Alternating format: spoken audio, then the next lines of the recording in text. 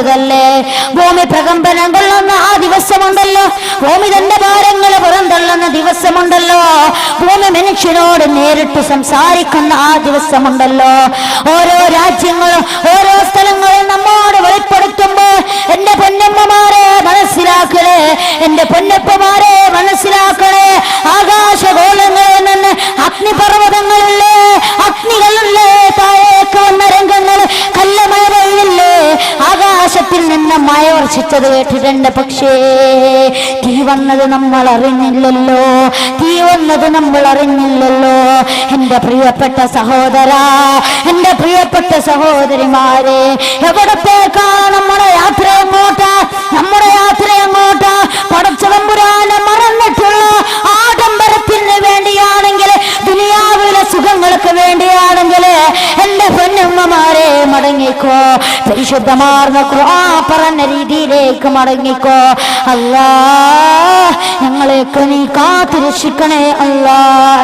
അപ്പം പ്രിയപ്പെട്ടവരെ, നമ്മുടെ തെറ്റായ രീതികളെ, ഏത് തെറ്റായ രീതികളെല്ലാം ഒഴിവാക്കി, എല്ലാ ചിന്തകളും ഒഴിവാക്കി, എല്ലാം മറന്നുകൊണ്ട് അല്ലാഹു തആല നമുക്കെന്ത് റഹ്മത്ത് തന്നോ, അല്ലാഹു തആല എന്ത് ബർക്കത്ത് നമുക്ക് തന്നോ, അത് മാത്രം നമുക്ക് മതി, അത് മാത്രം നമുക്ക് മതി, അല്ലാതെ വേറെയെന്ന് നമുക്ക് വേണ്ട. ആ പരിശുദ്ധമാർന്ന ഖുർആൻ ഒന്ന് ചിന്തിച്ചു നോക്കിയേ. ആ പരിശുദ്ധമാർന്ന ഖുർആനിൽ അലിഫ് ലാം മീം എന്ന് പരിശുദ്ധമാർന്ന ഖുർആനിന്റെ ആയത്ത് അറബി കാട്ടാളന്മാരുടെ ഇടയിലേക്ക് എത്തിയപ്പോ എന്താണ് ഇതിന്റെ അർത്ഥം? അലിഫും ലാമും മീമും എന്നതിന്റെ അർത്ഥം പോലും ലഭിക്കാതെ, അർത്ഥം പോലും കിട്ടാതെ കാട്ടാള വർഗങ്ങളായ അറബി ഗോത്രങ്ങൾ പോലും ഞെട്ടിവിറച്ചതെങ്കിൽ എന്റെ യമലീല സഹോദരന്മാരെ, ഖുർആനിന്റെ വചനം കേട്ടിട്ട് എന്താണ് നമ്മുടെ മനസ്സിന്റെ ഉള്ളകത്തിലേക്ക് വന്നത്? ആ ഖുർആനിന്റെ വചനം കേട്ടുകൊണ്ട് കാട്ടാളനായ ഉമർ എന്നറിയപ്പെടുന്ന കിസ്റ കൈസർ പോലെ ഞെട്ടിവിറച്ച ഉമറുണ്ടല്ലോ, ആ ഉമറിന്റെ മനസ്സ് പോലെ മാറ്റിയ പരിശുദ്ധമാർന്ന ഖുർആൻ, ആ പരിശുദ്ധമാർന്ന ഖുർആൻ ഉമറിന്റെ ചരിത്രമൊന്ന് ഞാൻ നിങ്ങൾക്ക് വിവരിക്കാം. ആ ഉമർ എന്ന ആ കാട്ടാളം പറയുകയാണ്, ഞാൻ മുഹമ്മദിന്റെ തല വെട്ടിയെടുക്കാം, ഞാൻ മുഹമ്മദിന്റെ തല വെട്ടിയെടുക്കാമെന്ന് പറഞ്ഞപ്പോ മുഹമ്മദിന്റെ തല വെട്ടിയെടുക്കാൻ വേണ്ടിക്കൊണ്ട് പുറപ്പെടുകയാ. ഒട്ടകപ്പുറത്ത് ചാടിക്കേറിക്കൊണ്ട് ഉമറിതാ പോവുകയാണ്, ആ റസൂലുള്ളാഹിന്റെ തല വെട്ടിയെടുക്കാൻ പോവുകയാ. വയ്യരികിലൊരു മനുഷ്യൻ കണ്ടു, എവിടത്തേക്കാ ഉമറേ നീ പോകുന്നത്? ഞാൻ മുഹമ്മദിന്റെ തല വെട്ടിയെടുക്കാൻ പോവുകയാ. എന്നാൽ നിന്റെ പെങ്ങളുടെ തല വെട്ടിയെടുക്ക്, പെങ്ങൾ ഇസ്ലാം മതത്തിലേക്ക് കടന്നു വന്നു എന്ന് പറഞ്ഞുകൊണ്ടപ്പോ ഉമറാകെ കോപിതനാവുകയാണ്, ഉമറാകെ ദേഷ്യം വർദ്ധിക്കുകയാണ്, വല്ലാതെ ആംഗ്രി ആവുകയാണ്. ഉമർ കോപിതനായിക്കൊണ്ട് ഉമർ പിന്നെയും വാളിനെ മൂർച്ച കൂട്ടുകയാണ്. ഉമർ ഇതാ തയ്യാറാവുകയാണ്, തന്റെ പെങ്ങളുടെ തല വെട്ടിയെടുക്കാൻ പോവുകയാ. പെങ്ങളുടെ വീട്ടിൽ നിന്ന് പരിശുദ്ധമായ ഖുർആൻ ഓതുകയാ. തഹാ മാ അൻസൽനാ അലൈക്കൽ ഖുർആന ലിതഷ്കാ എന്ന് തുടങ്ങി 11ാമത്തെ ആയത്ത് അവസാനിക്കുമ്പോ ഉമറിന്റെ മനസ്സ് മാറുകയാ.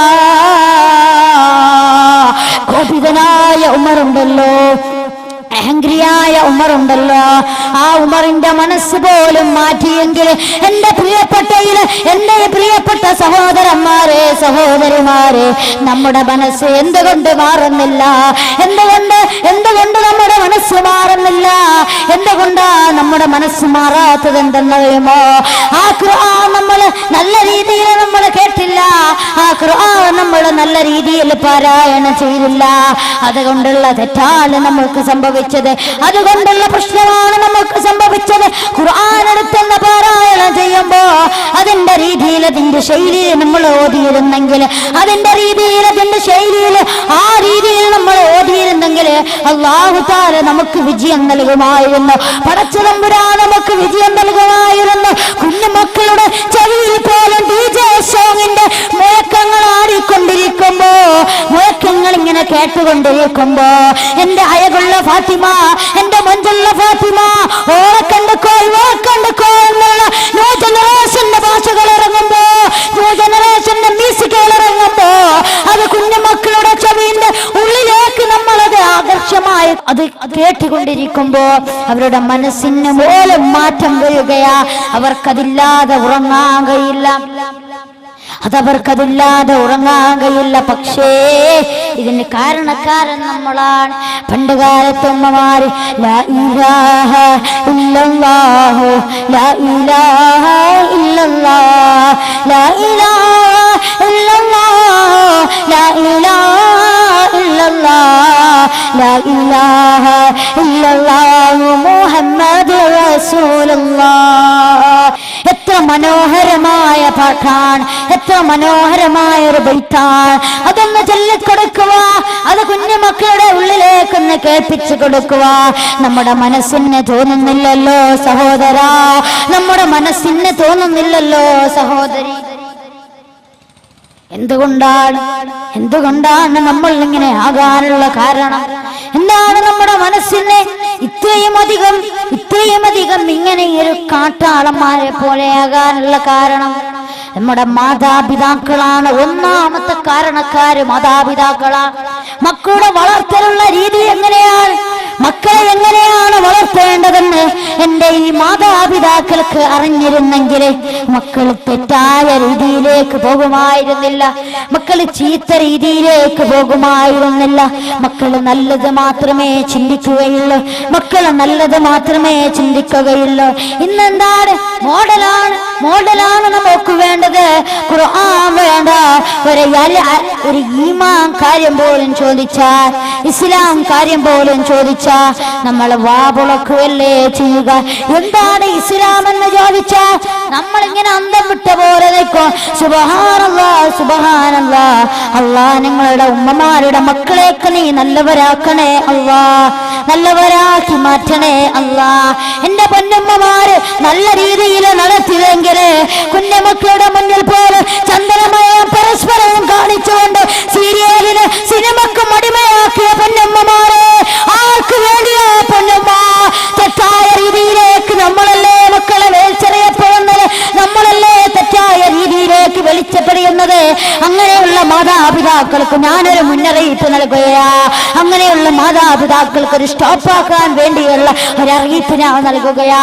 മൗശറയിലുണ്ടല്ലോ, ആരുമില്ലാത്ത മൗശറയുണ്ടല്ലോ. യോശുന്നാസ യൗമൽ ഖിയാമത്തി ഖുഫാതൻ റബൻ യുലാ.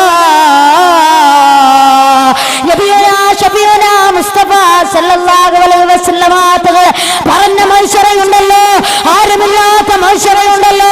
ആ മത്സരയിൽ നിന്ന് മക്കൾ പറയുകയാ, എന്റെ ഉമ്മയാണ് എനിക്ക് ഡ്രസ് വാങ്ങി തന്നത്, എന്റെ ഉമ്മയാണ് എനിക്ക് പഠിപ്പിച്ചു തന്നതെന്ന് മക്കൾ വെളിപ്പെടുത്തുമ്പോ എന്റെ പൊന്നമ്മമാരെ ആരാണ് നമ്മെ രക്ഷിക്കാനുള്ളത്, ആരാണ് നമ്മെ സംരക്ഷിക്കാനുള്ളത്?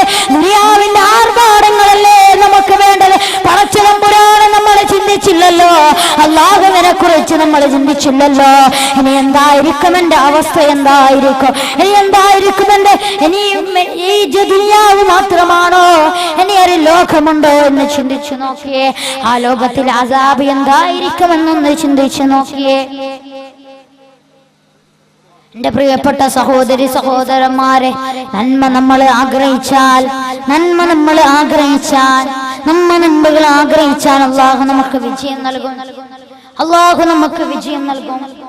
ഈ ചീത്തത് ആഗ്രഹിച്ചത് കൊണ്ടാണ് എന്റെ പ്രിയപ്പെട്ട സഹോദരന്മാരെ, ഖബറെന്ന മഹാ അത്ഭുതമായ ഖബറുണ്ടല്ലോ, ആ അത്ഭുതത്തിന്റെ മഹാ അത്ഭുതമായ ഒരു ലോകം പോലെ നിറം പോലെ നിൽക്കുന്ന ഖബറെന്ന മഹാ അത്ഭുതമല്ലേ. ആ ഖബറെന്ന അത്ഭുതത്തിന്റെ രംഗമൊന്ന് ചിന്തിച്ചു നോക്കിയേ എന്റെ പ്രിയപ്പെട്ട സഹോദരന്മാരെ. ഒരു മഹാന്റെ സഹോദരൻ മരണപ്പെട്ടു. ആ മഹാന്റെ സഹോദരൻ മരണപ്പെട്ടു. ആ മഹാൻ കൊതിച്ചുപോയി. എന്റെ സഹോദരന്റെ ഖബറിന്റെ അവസ്ഥ, എന്റെ സഹോദരന്റെ ഖബറിന്റെ അവസ്ഥ എന്താണെന്ന് തന്റെ മനസ്സിലിങ്ങനെ അത് കാണാൻ കൊതിച്ചുപോയി. ഉമർ റളിയല്ലാഹു അൻഹു അബൂജഹലിന്റെ ഖബർ കണ്ടിട്ടുണ്ട്. നമ്മുടെ കൂട്ടത്തിൽ